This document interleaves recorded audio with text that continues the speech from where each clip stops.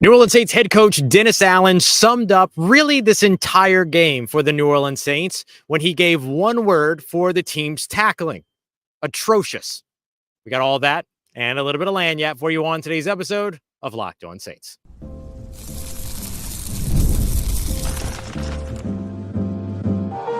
You are Locked On Saints, your daily New Orleans Saints podcast, part of the Locked On Podcast Network, your team every day.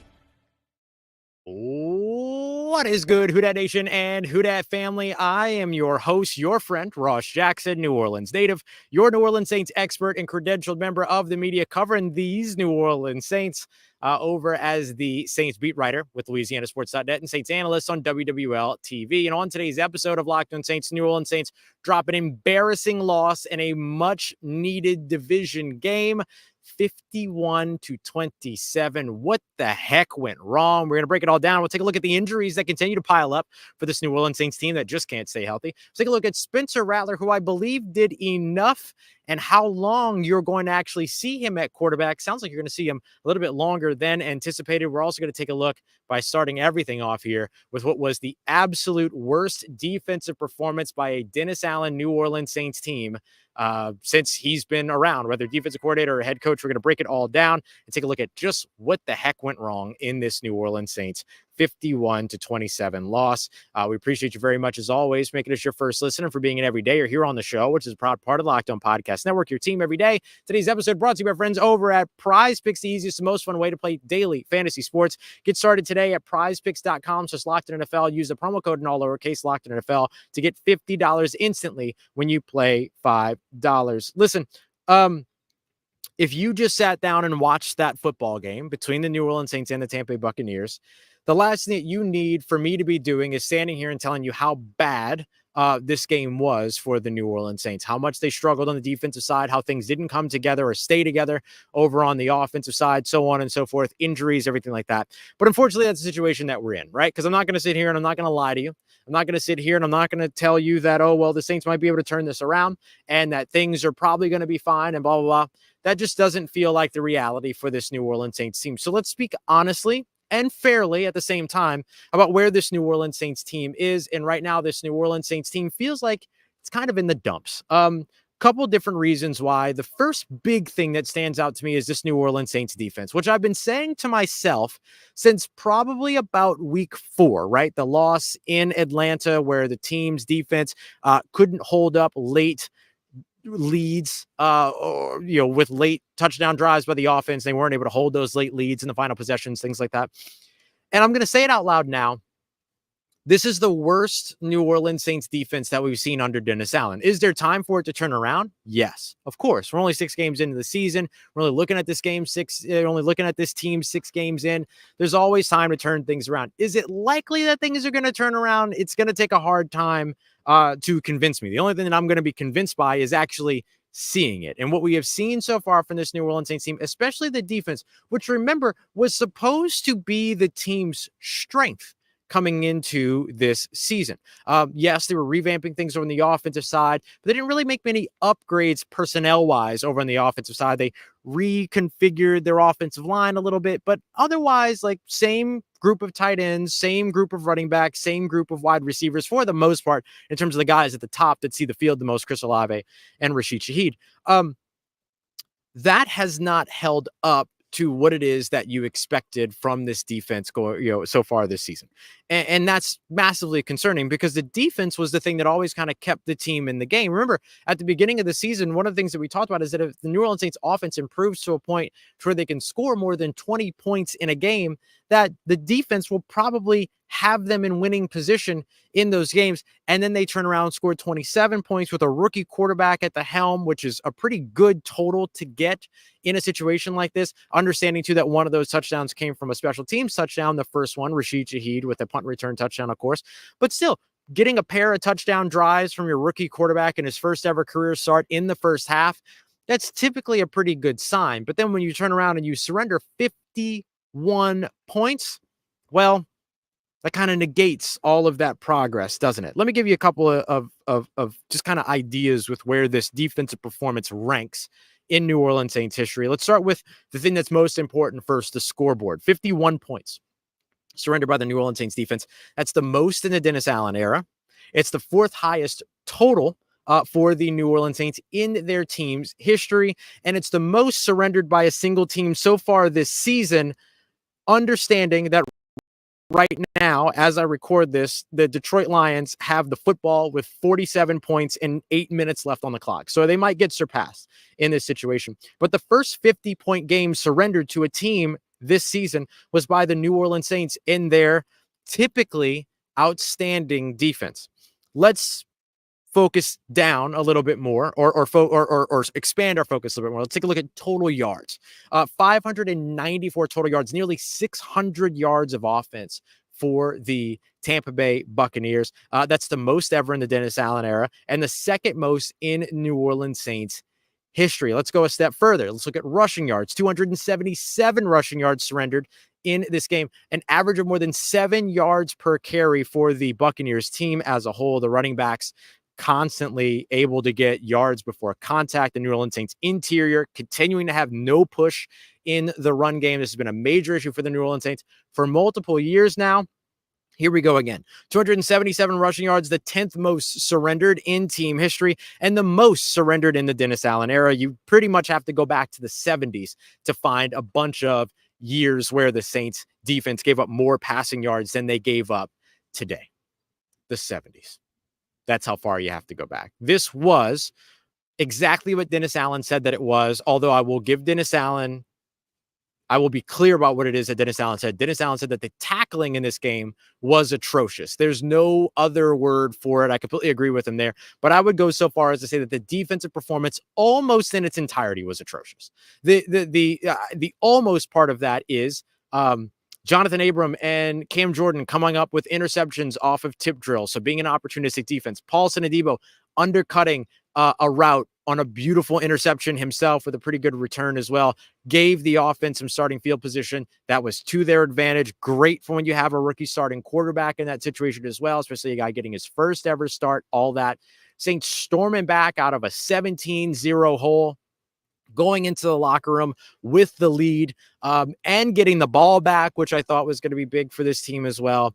And then just a complete meltdown in the second half and a continuation of the meltdown that we saw from the New Orleans Saints defense. Tackling was an issue. Not being able to finish plays at the quarterback was an issue. Not really necessarily getting a lot of pressure on the quarterback, still an issue. These are things we've been talking about, it feels like, for years when it comes to this New Orleans Saints defense, but they've been able to mask those inefficiencies because of how well they've done in passing coverage. And don't get me wrong, I understand that the Saints are dealing with injuries on the defensive side, but let's not forget that for 2 years in a row, the Saints, for the majority of their season, were without their top starting cornerback, Marshawn Lattimore, and still finished with top 10 defenses in the passing game, including a top 3 defense one of those years. Dennis Allen's defense has typically been very good regardless of who the next man up is or anything like that. The Saints today, though, showing a very, very different identity over on the defensive side, and it's one that I'm sure they would love to shed as quickly as possible, especially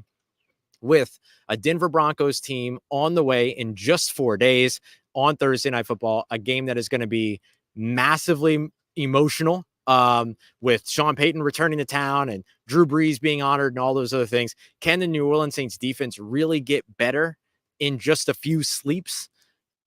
Hard to say that they will, but I'll believe it if I see it. But this New Orleans Saints defense so far has been the worst performing defense that we have seen under Dennis Allen in Dennis Allen's tenure, either as defensive coordinator or head coach. And when you're the head coach and you're the defensive head coach and you're having troubles like this in a game, it's going to make conversations very, very difficult at the end of the season if things don't get turned around in a hurry. Coming up next, we're going to take a look at Spencer Rattler, who started in his first game, and now we'll see more games of time than we expected. What could that mean for Spencer Rattler, and how do we kind of grade his performance? I'll tell you why I give him a C as we continue on with today's episode of Locked On Saints, part of Locked On Podcast Network, your team every day.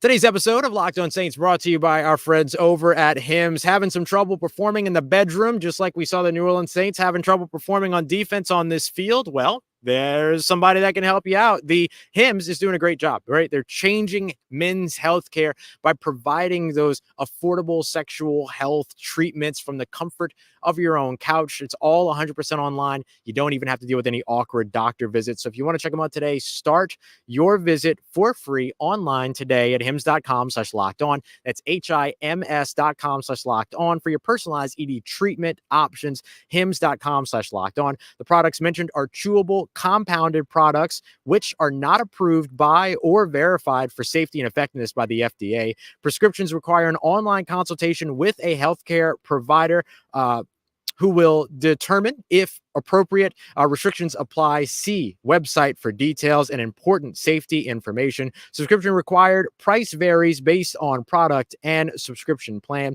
Today's episode also brought to you by Hillsdale College. If you've decided that watching a Saints game is less entertaining than watching a lecture about mathematics or chemistry or history or literature like Shakespeare, I'm a big Shakespeare guy. I love Shakespeare.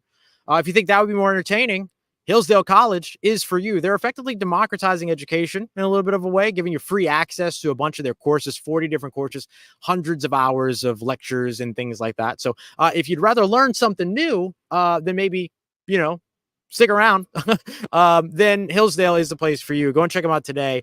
Visit hillsdale.edu/locked on to enroll. There's no cost. It's absolutely free. And it's easy to get started. That's hillsdale.edu/locked on to register. Hillsdale.edu/locked on. All right, family. New Orleans Saints rookie quarterback Spencer Rattler. I give him a C for this performance. Let me tell you why, because I think he actually started off strong.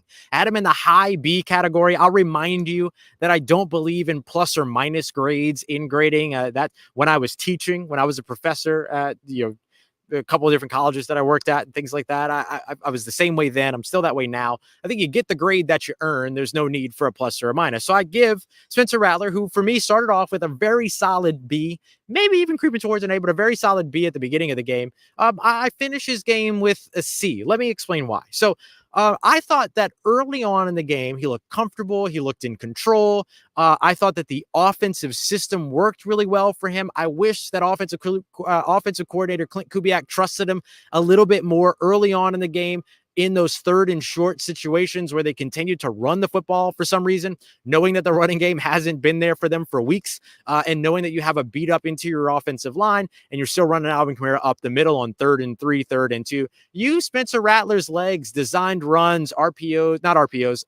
option plays like zone reads, things like that. Like, utilize the legs. You got a quarterback that can move. Let him move. Let him go out there and pick up 3 or 4 yards for you if you need to. So I wish that part would have gone better for New Orleans, but that's just play calling, decision-making stuff. I think you got to put that on the play caller in those situations. But I think the passing touchdown to Bub Means was like well composed, off the play action, corner route, back of the end zone, well placed. Him and Bub Means, Spencer Rattler and Bub Means obviously have a really good connection with one another. It was great to see Bub Means finally like really involved in the offense. Got to see a little bit of what he had to offer to the team. I think you're kind of excited maybe about that. Maybe not excited because of the way that the rest of this game went. I get that. I apologize. But you know what I mean? Just you get to see a little bit of what you got in Bub Means. It sounded like Spencer Rattler's going to get the game ball. Wasn't his decision, he said, but it was at his locker for first touchdown pass. But I guarantee you're going to get a commemorative something or whatever to Bub Means for his first touchdown catch as well. But outside of that, I thought too, like his ability to move, his ability to stand in the pocket and deliver on a couple of occasions. Those were things that we highlighted.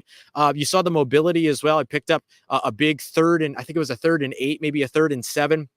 At one point that turned into the first touchdown drive as well. You led the team, was able to lead the team a little bit down the field on that led to an Alvin Kamara touchdown, his 7th total touchdown of the season, his 60th rushing touchdown of his career. Good composure, all that in the first half. In the second half, I think things got a little bit tougher for him. Tampa switched to a lot more man coverage. When they switched to a lot more man coverage, those throwing windows got a little bit tighter. The pressure picked up. He said that they were heating him up a little bit more. So he was talking about the pressure that was coming on those blitzes and things like that. We saw a couple of occasions unblocked blitzers coming right up the middle of the offensive line. That's just because Tampa was sending more players than New Orleans had blocking and things like that. It wasn't like a missed assignment or anything in a couple of those occasions. But I think once that started to happen, then you really saw Spencer Rattler kind of, get a little bit more uncomfortable and be forced into some uncomfortable situations, which was not aided by the growing deficit that the offense was facing. When the offense kind of had a lead going into the second half, you felt like this team, or within the second half, you felt like this team was going to get an opportunity to be able to kind of slow the game down a little bit, try to get the run game going some more, all those other things. But that just didn't end up being the case. Came up empty on the first drive of the second half, and then it immediately turned into some scoring opportunities for Tampa, who ended up stringing together a few different scoring possessions in this one. They ended up with, looking at their final 5 possessions, included 4 touchdowns and 1 punt for the Tampa Bay Buccaneers. So and then New Orleans had no scoring at all in the second half. So that, I think, ends up telling you the story of this game. And that's why I give Spencer Rattler a C by the time that it's all said and done. I think it would be unfair to give him a D or an F. I'm not going to go that far. But I don't think that the B can be there for him, considering the performance in the second half. 2 interceptions during that time, one of which, got to put more on that ball for Rashid Shaheed. You have a big arm. Rashid Shaheed's got a lot of speed. Put the ball out there for him. We saw that on 2 deep shots to Rashid Shaheed, the ball coming up a little bit shorter than it needs to. The rookie will get a little bit of a feel for that. He'll get a better feel for Rashid Shaheed's speed as well, which those guys have not gotten much opportunity to work together. They got 1 day of practice, didn't get a lot of opportunity at all throughout the season, no opportunities at all throughout the season. So I think that that's a part of it, is the calibration to the speed, all those other things. But I think once you get that figured out, and once you get the feel that, like, yeah, they're going to undercut you on those out routes to the outside corner, like, you got to be really precise with the placement of that and all those other things, then I think Spencer Rattler would be in a better place. Needs to probably keep those eyes up a little bit when he starts to scramble and get out of trouble. Miss Cedric Wilson on one play that I don't really think he had a real throwing lane to be fair, but did miss Dallin Holker on one play. That play still turned into a scoring drive, so take it or leave it. And then there were a couple of plays where he's held onto the ball a little bit too long. Some of that is play calling, in terms of, the first read being a deep read that takes time to develop when you're not getting that time on the offensive line. But got to understand to get the ball out of your hands quickly, get it to the check down, stuff like that.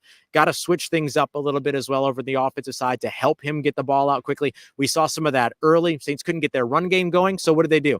They split Alvin Kamara out wide, and then threw a couple of quick passes over to him, let him pick up some yards after the catch that way. Short passing game as an extension of the run game worked in a couple of occasions for this team, worked in a couple of occasions for Spencer Rattler too. I loved this team coming out and immediately going play action pass down the field, 27-yard pickup to, I believe it was Juwan Johnson, if I remember correctly. I thought Spencer Rattler utilized both of the tight ends very well in the passing game, hit Juwan Johnson again later on deep down the seam, had a nice big completion to Foster Moreau, who is wide open downfield. I believe that was off of play action as well. Then you had another big completion, which was a catch and run to Juwan Johnson, but illegal shift, illegal formation, whatever it was, more pre-snap penalties for the New Orleans Saints in this one. 7 different penalties for them, but 12 penalties over on the Tampa Bay side. So, call it what you will. But I think that Spencer Rattler started off strong in the first half, kind of cooled off there in the second half as things kind of settled back down. He saw a lot more pressure. That man defense was a little bit more tricky for him to be able to get through and stuff like that. And then just some of the moments of, like, holding on the ball a bit long. Like, he even said, I thought Spencer Rattler was great at the podium after the game, took credit for a lot of things, probably more than he necessarily needed to take credit for in terms of, like, things that didn't go badly, right? Things that didn't go poorly. I mean, gosh, things that didn't go well, things that did go poorly. He was very much holding himself accountable for a lot of different stuff, but I don't think it was really all him. I think you got to beat up offensive line. You had, you'd lost Chris Olave early on in the game, stuff like that. So I kind of balance it out. Like, I think there were things that Spencer Rattler could have done better for sure. There are things that could have gone better around him for sure as well. But the rookie quarterback is expected now to get 3 or 4 games as opposed to 1 or 2 games at quarterback because of Derek Carr's injury So Derek Carr might not be back until, a few weeks later than expected. The original expectation was that he was going to miss this game and then miss Thursday's game because it was so tight. But there's a chance that he also misses that Los Angeles Chargers game and also potentially misses the Charlotte game at the end of the month as well. So big stuff to watch there, because it sounds like you're going to see a lot more Spencer Rattler. And Dennis Allen did say after the game that his intent is to continue to roll with Spencer Rattler at quarterback, which I do think is the right choice. I thought there were some things that you saw from Spencer Rattler today to where you can really see how he and Clint Kubiak's offense make a lot of sense. And so now we'll see if they're able to kind of build on that and maybe generate some more excitement for the future of what this offense can look like if Spencer Rattler ends up being the guy for the future. But I thought for a rookie quarterback getting his first start in a bad situation, that he performed pretty well, performed average. And I think that that's exactly what you wanted to see from him. Remember, 27 points got put up with a rookie quarterback under center. If you didn't give up 51 over on the defensive side, or rather 51 minus 7, right? Because you had the fumble on the head-to-head hit, or the helmet-to-helmet hit by Chris Olave. I think the ball was out before the helmets clashed, but still should have been a penalty nonetheless. But anyway, that ends up contributing 7 points to that team and to that 51-point total. So I will give a little bit of credit where it's due there. Anyway, coming up next, New Orleans Saints still dealing with a ton of injuries, and they're only continuing to compound. Let's break down what happened in today's game in terms of injuries. We got that coming up for you next as we continue on and wrap up today's episode of Locked On Saints, part of Locked On Podcast Network, your team every day.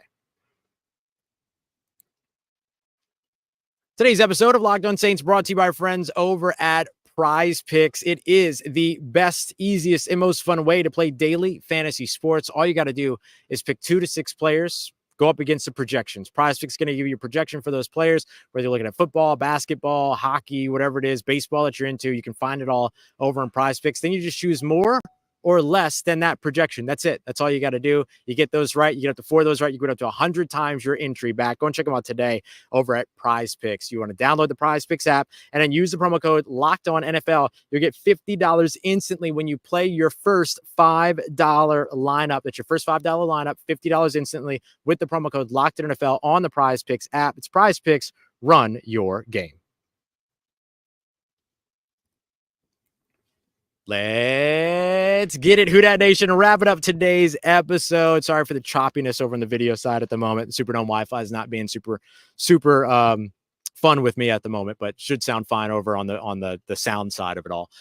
So the Saints dealing with more and more and more injuries. They were already a very injured team coming into this one, down 3 starters on their offensive line. Their entire interior offensive line was down. And now you've got more injuries that are piling up. The Saints made a curious decision this week when they activated Kendre Miller one day before the game, but then didn't play him at all in this matchup. I think maybe some of that was that the team had Will Harris Jr. going to injured reserve, and so they had the roster spot anyway. They knew they were eventually going to activate Kendre Miller, so they just went ahead and did it. But then he was inactive for this game. It's a curious decision because the Saints also tried out 4 safeties earlier on this week. We talked about Tracy Walker being a guy that could have been a good fit, Roderick Teamer in a potential return to the team. But the Saints didn't sign any of those guys. In this game, they got down 1 point to where they only had 2 healthy safeties for a second. And it kind of made you go, man, well, why didn't they bring in one of those safeties? If you're not going to play the guy that you elevated or that you activated anyway, you don't have to activate him.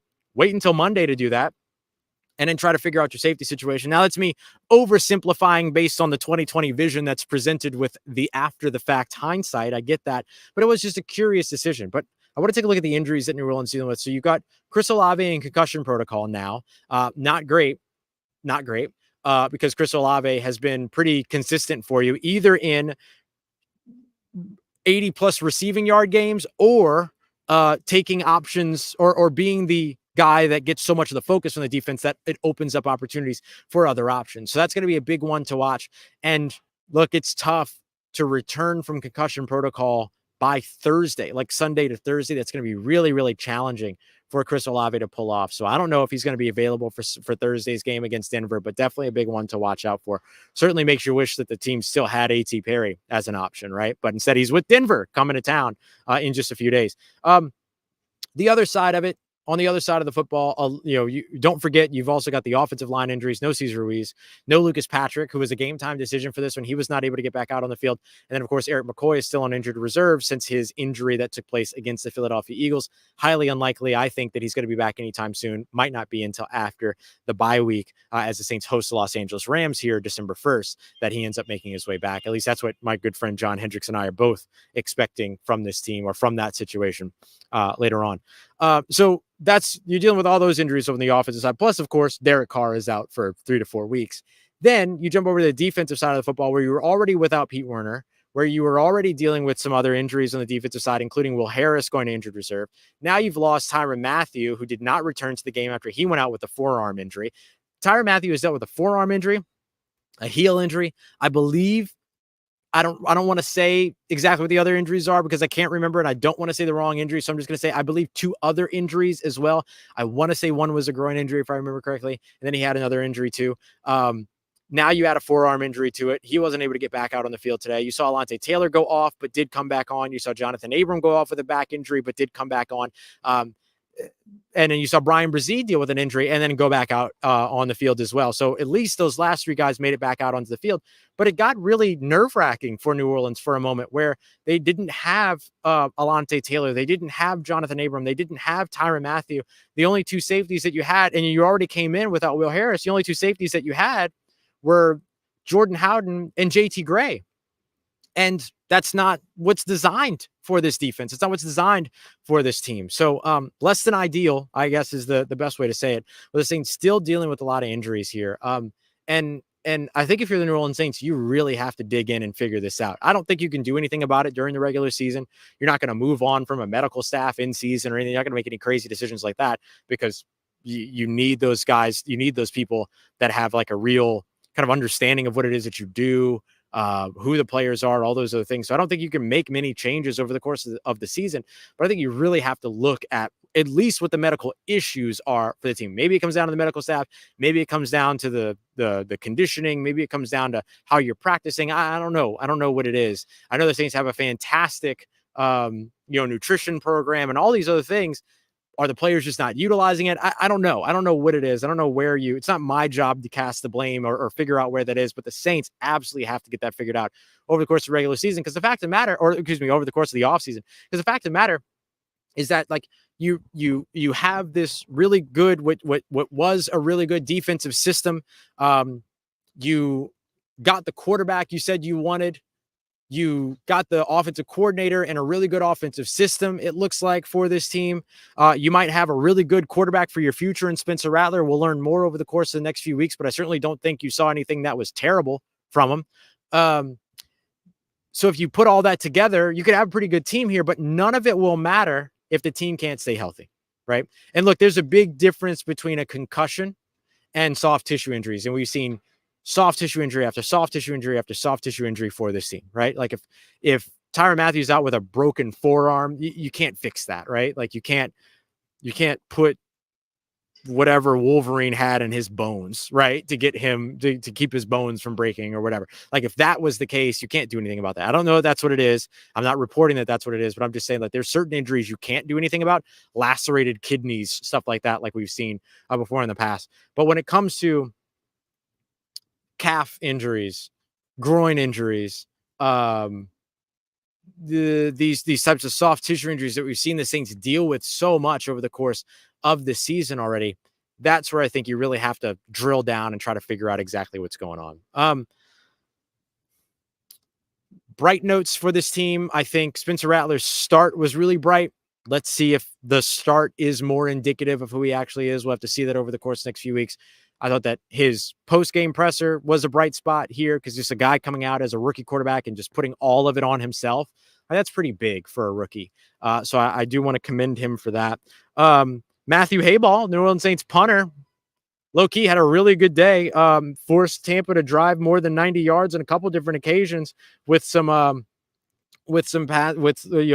field position starts at the 10, the 8, the 8 again. All 3 of those were in a row. So pretty good stuff there from him. Rashid Shaheed finally got his special teams touchdown. I doubt it'll be his last one for the season. But that's kind of your biggest bright notes here. I mean, it's tough. So look, what we're going to do tomorrow is kind of break this down more from a numbers and analytics standpoint, but we're also quickly going to turn things over to the Denver Broncos and how the New Orleans Saints have to get ready for that game, what they need to do differently on the defensive side, what they need to do differently around Spencer Rattler, and what you need to see differently from Spencer Rattler too, because everybody shares in this for sure. But I think this game was really all about defense and coaching. Those are the two things that I think you saw the greatest deficiencies from so far in this team. Now, can they get that fixed in 4 days? 4 days, 4 sleeps before they have to play against the Denver Broncos. I am endlessly appreciative for all of you being here. We got a ton of people in here after a big loss, giving up 51 points.